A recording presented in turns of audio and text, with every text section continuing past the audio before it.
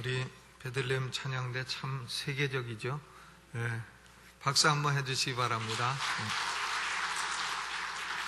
오늘 주일 저녁은 계속해서 베드로전서 말씀을 생각하고 있습니다. 오늘은 베드로전서 1장 6절로부터 9절까지 말씀입니다.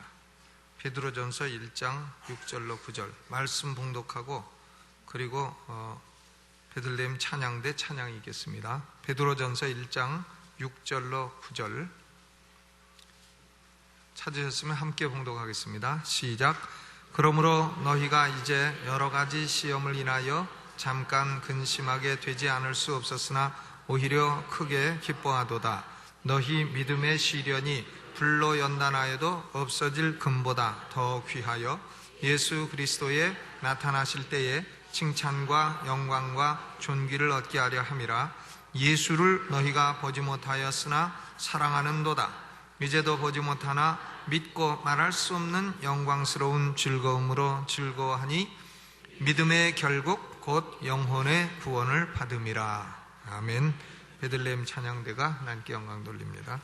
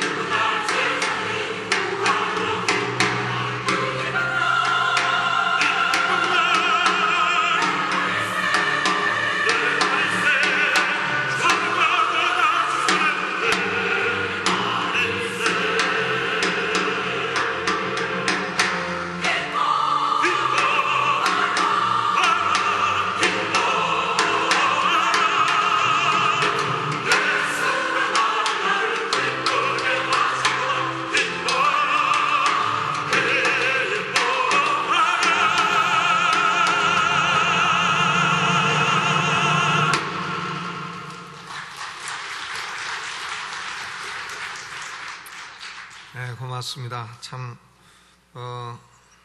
우리 베들레헴 찬양대는 외국 곡도 잘하고 한국 곡도 잘하고 온갖 가락을 다 소화합니다. 참 감사하고 하나님께 영광을 돌립니다. 광고를 드리겠습니다. 여전도의 수양관 교구 기도회가 1교구입니다. 2월 22일 목요일 오전 10시에 교회에서 출발을 하겠습니다. 남전도 연합회 임원과 전도회장단 기도회가 금요일 2월 23일 저녁 9시에 교육관 멀티교육문화센터 디모데홀 202호에서 있겠습니다. 우리 한국에 지난 며칠 전에 여수에서 그 외국인 근로자들이 6명이 불에 타서 죽고 18명이 다치는 그런 일이 있었습니다. 우리 한국 사람들이요, 이 명절을 당해서 참 반성할 게 한 가지 있는데, 우리가 이 외국 사람들한테 너무 심하게 한다. 요거 좀 반성을 해야 돼요. 우리 한국 사람들이 외국 가서 그렇게 당했으면은 아마 참 난리를 쳤을 건데, 우리가 이게 지금 외교 문제까지도 되고 그렇습니다. 우리 한국 사람들이 참 외국인이라 나그네로라, 너희도 몸을 가졌으니 참 몸을 가진 사람들 나그네를 기억하고, 그리고 외국인을 대접을 잘하고 이렇게 하라고 하나님 말씀에도 기록이 되어 있는데, 우리나라 사람들이 이 외국인 근로자들을 너무 학대하는 경향이 있습니다. 그것은 좀 고쳐야 되겠다. 신자든 불신자든 우리나라가 그걸 고쳐야 될 줄 압니다. 우리 한국 사람들이 지금 문제가 뭐냐면요, 출산율이 1.08이에요. 그러니까 두 사람이 시집장가 가면 1.08명을 낳습니다. 그러니까 저출산율이 세계 1등이에요. 쓸데없는 것은 아주 1등을 하고 있습니다. 그러니까 지금까지는 우리 부모님들이 그저 부지런히 낳으셔가지고 한 타스씩 낳으시고 이렇게 하다 보니까 그저 뭐 그냥 놔둬도 저거 안 죽으면 먹고 살고 이래가지고 먹고 살다 보니까 그저 자라나가지고는 성공도 하고 이렇게 해서 우리가 발전해 온 것인데요. 지금 젊은 사람들이 결혼하면 안 납니다, 애를. 그러니까 딩크족이 뭐냐면 더블 인컴, 노우 키즈, 수입은 2배로 올리고 애들은 안 낳는다. 그래서 DINK, 딩크족이라 이렇게 말하지 않습니까? 그러니까 저출산율이 세계에서 1등이다 보니까는 앞으로 우리 한국이 그 인구가 줄어들어갑니다. 그러니까 한국의 인구가 줄어들어가면 결국은 3D 직종 이런 것은 누가 하게 되냐면 외국 사람들이 하게 되는 거예요. 그러니까 지금 우리나라에 외국인 근로자가 50만이 있습니다. 50만. 앞으로 이것이 100만 이렇게 막 늘어갈 거예요. 왜? 한국 사람이 없으니까요. 우리 자녀들은 전부 다 초등학교 때 미국 가고, 다 중학교 때 중국 가고, 다 외국 가고, 그리고 한국의 어려운 일들은 외국 사람들이 들어와서 하는 겁니다. 조선족들이 오고, 또 인도에서도 오고, 파키스탄도서 오고, 카자흐스탄서도 오고, 자, 이렇게 외국에서 많이 오고, 외국인 근로자들이 점점 우리나라가 늘어날 추세가 분명하다. 그렇게 생각할 때 지금 현재 50만 중에 22만 명이 불법 체류자입니다. 불법 체류자. 28만은 합법으로 들어와 있는 거고 22만이 불법 체류자인데, 불법 체류자도 인간은 인간이죠. 근데 불법 체류자로 해서 그렇게 이중창살로 가두어 놓고 또 참 불나도 못 나가도록 만들어 놓고, 불나서 불났다 하면 열쇠 어디 갔는지 모르겠다고 허둥지둥 대다가 이 가스로 질식 쌓여가지고 죽게 만들고 다치게 만들고 이렇게 했으니 참 이것은 민족적인 수치요, 우리가 이거 회개할 일인 줄로 믿습니다. 그래서 앞으로 하나님의 교회들도 참 이런 문제를 중요한 문제로 생각하고 기도하고, 우리가 은혜 받아야 되겠으면 은혜 받아야 되겠습니다 하지만 우리나라에 와 있는 외국인 근로자들 그것도 좀 불법이라고 해가지고 그렇게 참 학대하고 해가지고는 하나님께서 이 나라를 참 축복하지 않으실, 하나님이 이 나라를 외면하실 그런 원인이 되는 것입니다. 그래서 이 여수 사건을 가만히 보면서 우리가 이제는요, 단일 민족 국가가 아닙니다. 대한민국을 단일 민족 국가라 하는 사람은 현실을 모르는 사람이에요. 왜냐하면 시골에서는 3쌍 결혼하면 한 쌍이 월남 사람, 필리핀 사람이에요. 그러니까 이제는 3분의 1이 시골의 총각들은 외국 여자 데리고 삽니다. 그러면 우리나라가 이제 인구가 점점 많아지고 외국인 아내들도 이제 100만이 넘어가고 막 이렇게 되면 우리나라가 무슨 단일 민족 국가입니까? 이제 다민족 국가지. 그렇기 때문에 이제 소수민족으로 들어오는 사람들 위해서도 우리가 좀 더 기도하고 교회도 그런 문제를 생각하고 이렇게 해야 될 때가 되지 않았나 이렇게 생각이 됩니다. 우리 교회는 의료 선교회가 이제 일산에 가가지고 일산에서 그 외국인 근로자들을 도와주고 치료해주고 이런 일을 하고 있는데 참 이게 귀한 일입니다. 제가 대전에 있을 때도요, 한번 외국인 근로자들 초청해서 구역에서 식사 대접을 했어요.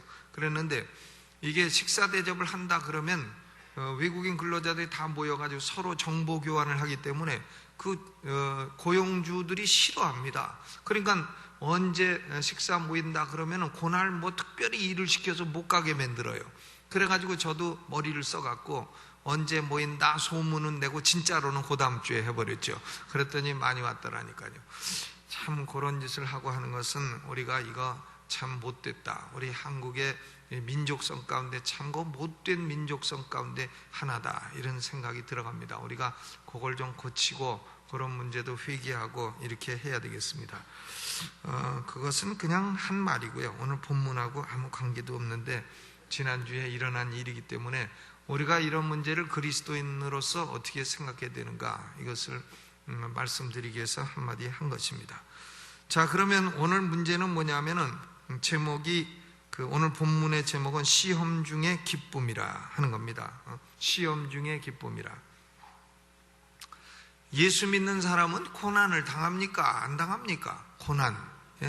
예수 믿는 사람은 때로 병도 있고, 때로는 뭐 자녀가 어려움을 당하기도 하고, 사업하다가 어려움을 당하기도 하고, 그런데 또 개인적인 어려움도 오고, 또 때로는 목회하는 사람들은 목회하다가 목회에 어려움도 오고 그렇습니다. 그러면 이 고난이라고 하는 것은 도대체 어떤 거냐, 고난을 어떻게 생각할 거냐, 여기에 대해서요 그리스도인들 가운데도 견해가 일치되어 있지를 않습니다. 어떤 사람들은 이 고난은 믿음의 부족에서 온다, 이렇게 생각을 해요. 그래서 병든 것도 믿음이 없어서 생긴 거다. 고로 참 병든 사람 신방 가면 너 믿음 없어 그래. 또 심지어 어떤 사람은 너 귀신 들려 그래. 또 귀신 들었다고 그렇게 말하는 사람도 있어요. 그러니까 그것은 참 옳지 않은 것입니다. 그리스도인들도 때로는 참 연약함이 있을 수 있고 그렇습니다. 그래서 이것은 고난은 믿음이 부족해서 온다는 것은 대단히 비성서적인 견해임에도 불구하고 여전히 그런 견해가 존재하고 있습니다. 우리 엄주사님 잠깐 내려가서 쉬라 그래요. 잠깐 내려가서, 여기 더워서 그런 것 같으니까. 또 어떤 사람은요, 고난이 올 때에는, 고난이 오면 언제나 그 얼굴에 미소를 띠고 견뎌내야 된다. 스마일파. 고난이 오면 언제나 미소를 떼야 된다, 이런 사람이 있어요. 왜냐하면 성경에 항상 기뻐하라 이렇게도 기록되어 있고, 모든 것이 합력하여 선을 이루느니라 그러지 않았느냐. 그러니까 고난이 와도 언제나 미소 짓고 다녀야 된다, 이런 사람도 있는데, 그래서 이런 사람들은 장례식 가가지고요, 장례당한 사람한테 하나님을 찬양합시다, 프레이즈 더 롤드 이러고선 참, 그런데 조금 이 정신적인 문제가 있는 사람으로 취급을 당하게 될 것입니다. 아니, 남의 장례식에 가서 위로는 못할 망정 막 기뻐하고 웃고 이런다면 그건 좀 이상한 것입니다. 그런데 어떤 사람들은 고난이 오면 또 슬픔이든 분노든 있는 그대로 다 표현을 해야 된다. 심지어는 하나님을 향해서도 감정이 있으면 원색적으로 표현을 해야 된다, 뭐 이렇게 말하는 사람이 있어요. 이것도 건강한 견해는 아닌 것입니다. 성경은 우리 예수 믿는 사람들에게도 때로는 고난도 있고 슬픔도 있고 어려움도 있다고 말씀을 하고 있습니다. 사도 베드로도 오늘 본문의 6절에 보니까 그러므로 너희가 이제 여러 가지 시험을 인하여 잠깐 근심하게 되지 않을 수 없었으나 오히려 크게 기뻐하도다 그랬어요. 그러니까 우리에게도 뭐가 있습니까? 여러 가지 시험, 시험이라는 게 한두 가지가 아니고 여러 가지가 있다는 거죠. 경제적인 것도 있고, 육체적인 것도 있고, 정신적인 것도 있고, 가족적인 것도 있고, 사업도 있고, 다 여러 가지 시험이 있습니다. 그러므로 시험과 고난이 오면 잠깐은 근심이 된다는 거예요. 시험 고난이 왔는데도 스마일 하고 다니는 사람은 조금 약 먹은 사람 같고, 뭐 먹을 약 안 먹은 사람 같고 그렇지 않습니까? 잠깐은 근심이 있죠. 참 몸이 아프다 그럼 근심하죠. 또 뭐 사업이 안 된다 그럼 잠깐은 근심이 있는 겁니다. 그러나 그리스도인들은 그 가운데서도 도리어 큰 기쁨을 누릴 수 있다는 것을 말씀하고 있습니다. 시험이 와서 잠깐 근심하게 되지 않을 수 없었으나 오히려 크게 기뻐하도다 그랬어요. 그래서 베드로전서 1장 6절로 9절은 우리의 참 그 현재적인 우리의 삶 가운데는 고난이 오고 그러나 고난 가운데서도 우리 성도들은 기쁨으로 이길 수가 있다고 하는 것을 말씀하고 있습니다. 오늘 본문에는 세 가지 진리가 나타나 있어요. 첫째는 하나님이 사랑하시는 사람들은 하나님이 시험을 통과하게 하신다는 겁니다. 하나님이 시험을 통과하게 하신다. 시험이라고 할 때에는 유혹이라고 하는 의미의 temptation, 그런 의미의 시험은 하나님이 안 하십니다. 그러나 하나님은 테스트는 하시는 거예요. 우리에게 때로는 테스트를 하시기 위해서 suffering, 고난도 주시는 겁니다. 히브리서 5장 8절에 보면 그가 아들이시라도 받으신 고난으로 순종함을 배웠다. 하나님의 독생자 예수님도 받으신 고난으로 순종을 배웠다 그랬어요. 예수님도 고난을 받으셨고, 또 히브리서 12장 6절 8절을 보면 주께서 그 사랑하시는 자를 징계하시고 그의 받으시는 아들마다 채찍질 하심이니라 그랬습니다. 징계는 다 받는 것이오늘 너희에게 없으면 사생자요 참 아들이 아니니라 그랬습니다. 우리 예수 믿는 사람들이요 참 범죄하고 때로는 하나님을 기쁘시지 못하게 하고 하는데도 모든 게 다 잘 된다, 언제나 다 잘 된다, 그러면 그건 심각한 사람이에요. 그건 하나님이 포기한 사람이에요. 내가 이거 이렇게 살면 안 되는데 하면 한 대 ud어 터지는 게 딱 와야 아이고 내가 하나님의 자녀가 맞구나 이렇게 생각할 수 있는 겁니다. 그러니까 징계는 다 받는 것이오늘 너희에게 없으면 사생자여 참 아들이 아니니라 그랬어요. 또 디모데후서 3장 12절에도 무릇 그리스도 예수 안에서 경건하게 살고자 하는 자는 핍박을 받으리라. 뭘 받으리라고요? 핍박을 받으리라. 경건하게 살면 핍박이 오는 겁니다. 사도행전 14장 22절에도 사도 바울은 우리가 하나님 나라에 들어가려면 많은 환난을 겪어야 할 것이니라. 하나님 나라에 들어가려면, 천국에 들어가려면 어려움을 많이 겪어야 될 것이니라 그랬어요. 또 베드로전서 4장 12절에도 사랑하는 자들아 너희를 시련하라고 오는 불시험을 이상한 일 당하는 같이 이상히 여기지 말라 그랬습니다. 그러니까 우리가 예수 믿고 신앙생활할 때에 어려움이 왔다 그러면 아이고 내가 믿었는데 왜 이런 게 오는 거야 이렇게 생각하지 말고 이것은 이상한 일이 아니라 하나님께서 때로 우리에게 시련도 주신다 하고 받아들이라는 거예요. 우리 성도들의 삶이 무풍지대가 아닙니다. 우리 성도의 삶이 무균지대가 아닙니다. 우리가 인큐베이터 속에 사는 것은 아니라 하는 거예요. 그런데 이런 시험과 시련 중에도 예수님에게 헌신을 하면 그 상이 보통 큰 것이 아니라는 겁니다.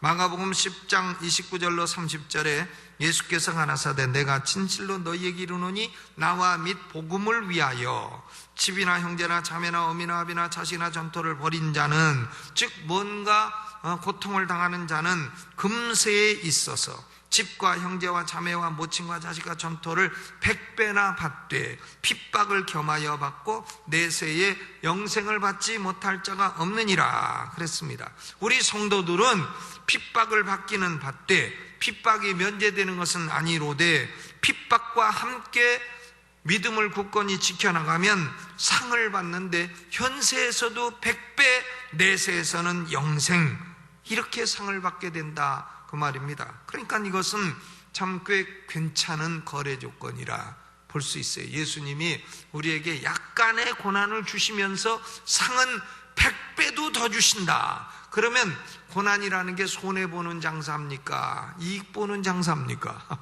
어떻게 생각하세요? 굉장히 이익보는 장사예요. 그러니까 참 목회자들도 가만 보면 이 어려움을 겪은 사람들이 큰 종이 돼요.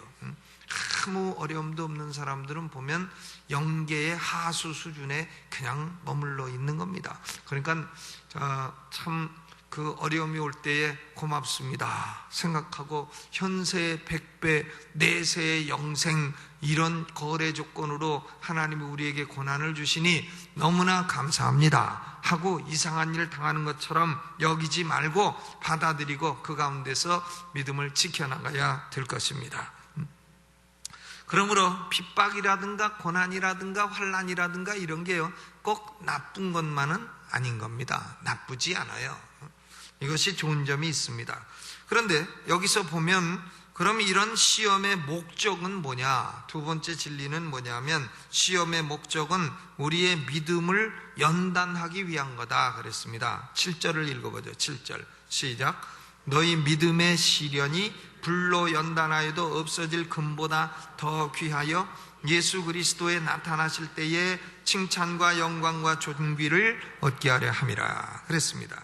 그러니까 믿음의 시련은 불로 연단하는 것처럼, 금을 연단하는 것처럼 우리 믿음을 연단하는 거다 그 말이죠. 금도 찌꺼기를 제해야 순금이 나옵니다. 근데 시련도 우리 믿음의 찌꺼기를 제거하는 연단 과정이라는 거예요. 그러니까 우리가 예수 믿는 믿음도요, 모든 게 다 잘 되면은 그러면 찌꺼기가 그대로 있어요. 그런데 조금 어려운 일이 있게 되면 결국은 믿음의 그 찌꺼기가 다 없어지게 되고 더 고순도의 믿음, 더 고강도의 믿음으로 자라게 되는 거다 그 얘기입니다. 제가 신학교 교수 생활할 때도 보면 신학교 1학년 학생들은 뭐 부흥 강사 같아, 다 신학교 1학년. 근데 2학년 되면 꼭 집사 같아, 집사. 3학년 되면 뭐 같으냐면 평신도 같아. 4학년 되면 불신자 같아요. 이제 졸업할 때 되면 절망과 좌절에 시달립니다. 그러다가 절망과 좌절하다가 목회를 하면 그때부터 이제 이것이 장난이 아니구나 하는 것을 깨닫고 그때부터 다시 마치 오크나무가 잘리어서 참나무가 잘리어서 그래서 거기서 싹이 나듯이 거기서부터 다시 크고 성장하고 하나님이 쓰시기에 합당한 인물이 되는 것입니다. 그러니까 처음에 딱 들어오면 자기가 무슨 대학 나왔다 신학대학원 학생들 보면 자기가 과거에 사회에 있을 때 뭐였다고 폼 잡고 어깨 힘주고 다니고 이렇게 하지만 그것이 결국은 시간 지나면서 깨어지게 되는 겁니다. 깨어져서 이제 아이고 하나님, 내가 무릎 꿇지 않고서는 되는 일이 없다는 것을 깨달았습니다. 이렇게 되면 그때부터 하나님이 그 사람에게 은사도 주시고 능력도 주시고 그 사람을 통하여 역사를 이루시게 되는 것입니다. 여러분, 이 시련이 오게 되면요, 거짓된 믿음은 뿌리가 뽑혀버려요. 예수 믿다가 뭐 조금 어려움이 와가지고 그만 다 교회도 때려치고 예수 그만 믿고 어디 갔는지 안 보이는 사람은 그건 뭐냐, 애시당초 그 믿음이 뿌리가 없는 사람이라 하는 걸 말해주는 것입니다. 마가복음 4장 5절 6절에 씨 뿌리는 비유에 보면 돌짝밭에 뿌리온 씨 얘기가 나옵니다. 말씀을 들을 때에 즉시 기쁨으로 받아들여요. 야, 그 말씀 참 좋다. 그런데 말씀으로 인해서 환난이나 핍박이 오면 즉시 또 넘어집니다. 그러니까 이런 것을 양은 냄비 믿음이라. 양은 냄비가 물 끓이면은 탁탁탁 끓다가 또 조금 지나면 팍 식어버리고. 그러니까 라면은 역시 양은 냄비에 끓여야 참 맛있습니다. 빨리빨리 끓으니까요. 그래서 거기다가 파를 송송 썰어 놓고 그리고 계란 하나를 탁 풀어놓으면 참 라면이 좋은 건데요. 그런데 우리 교육자들은 운동을 했습니다. 라면을 추방하자. 왜냐하면 이 라면에 그 수프에 고춧가루 있는 줄 아십니까? 자연산이라고는 하나도 없어요, 라면에. 그 고춧가루 그게 화학약품이란 말이에요. 그거 라면을 기름 튀길 때 100개 튀기면 기름을 버리도록 돼 있는데 기름 버리는 대한민국 라면 회사가 어디 있습니까? 그냥 1000개, 10,000개 마르고 닳도록 그걸 튀겨내니 썩은 기름을 먹는 거죠. 썩은 기름을 먹다 보면 사람의 몸에 병이 생깁니다. 제 친구가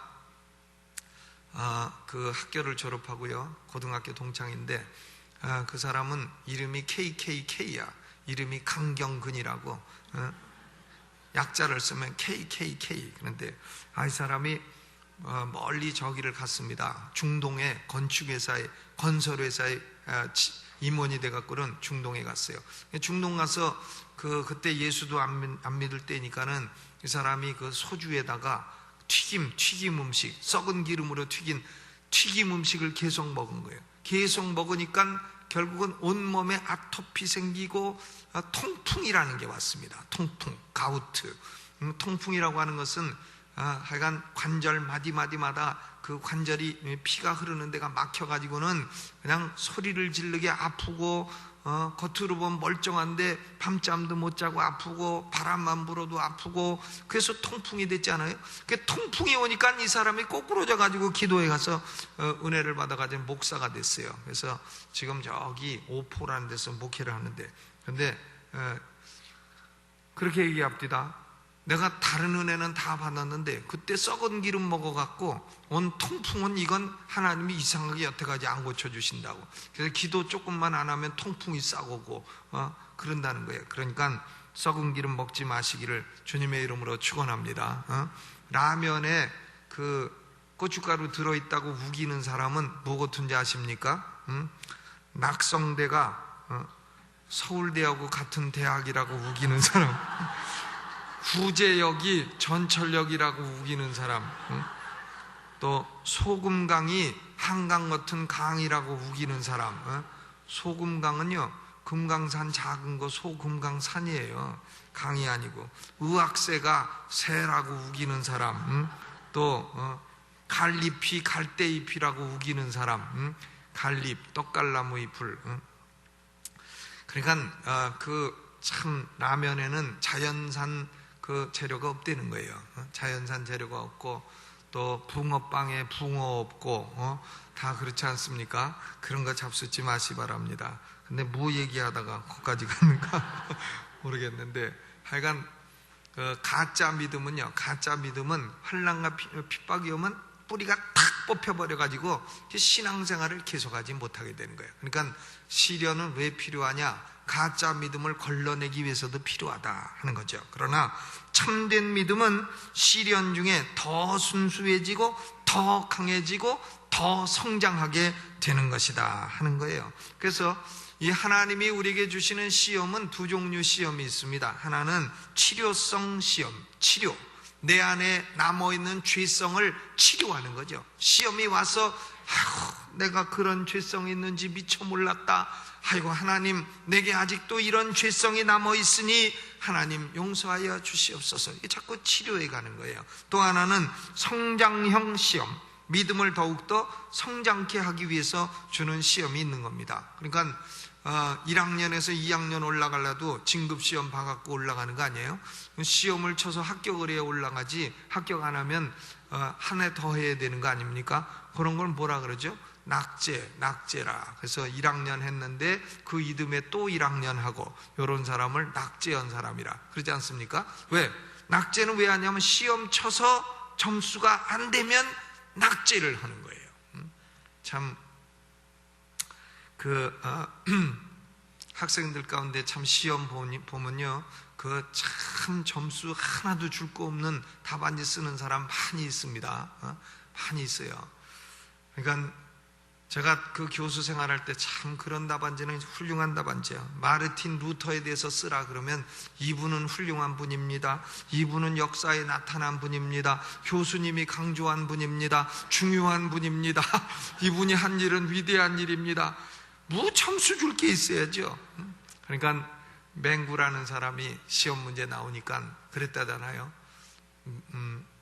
맹구는 모르나 하나님은 다 아십니다. 다 그렇게 답안지를 써놨다는 거예요. 그러니까 교수님이 하나님은 100점, 맹구는 0점 그렇게 점수를 줬다는 얘기가 있습니다.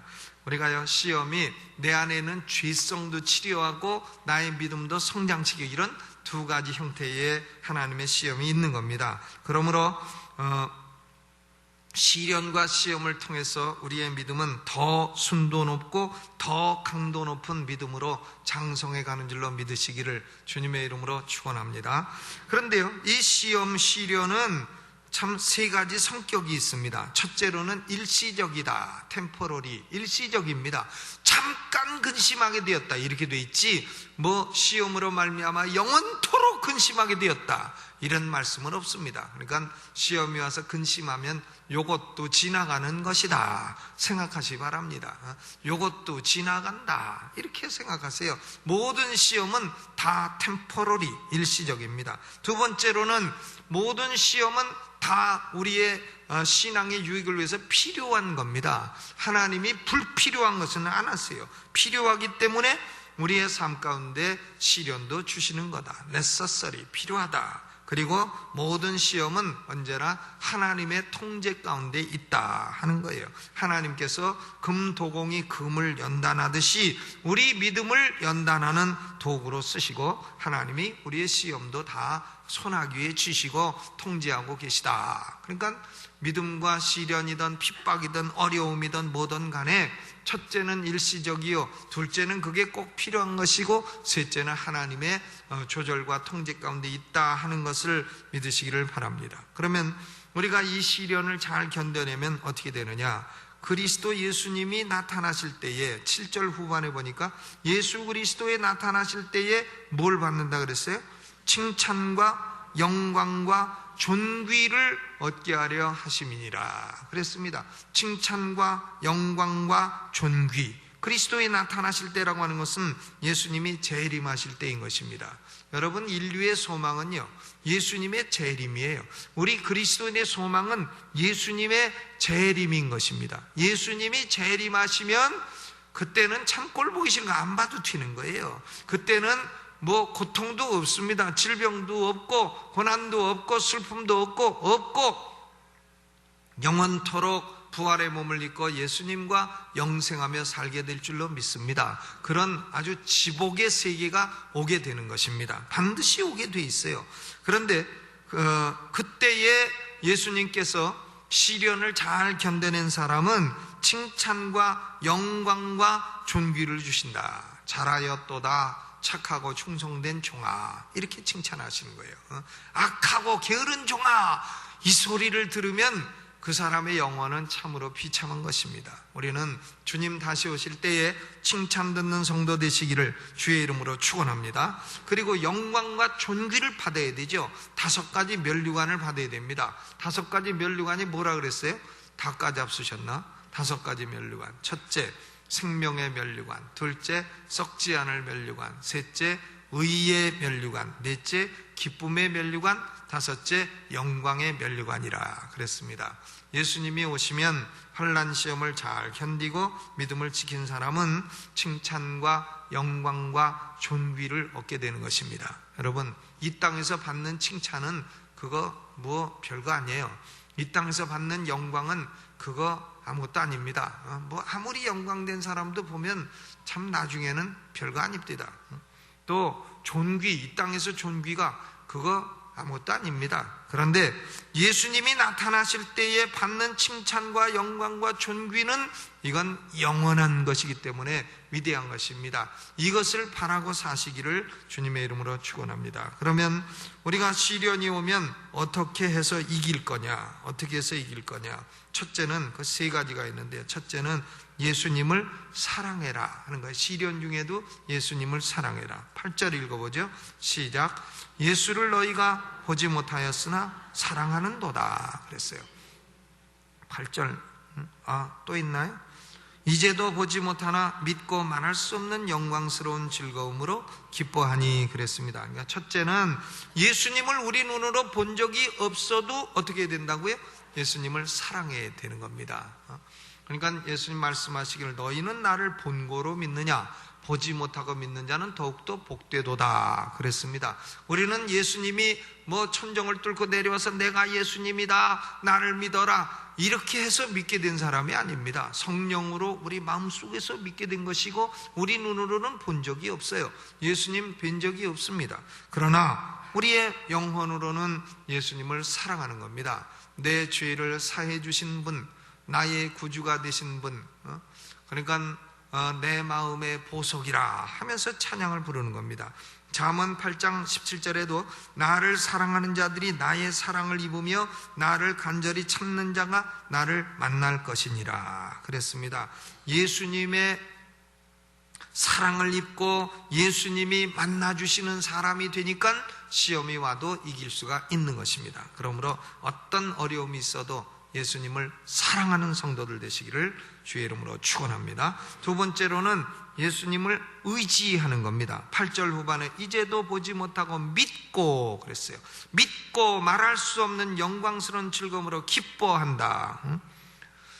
그러니까 믿음에 요동치 말아야 되는 것이죠. 예수님을 믿는 이 믿음에는 영광스러운 즐거움이 있습니다. 왜 즐거움이 있느냐? 그것은 믿음의 결국은 영혼의 구원이기 때문에 그렇습니다.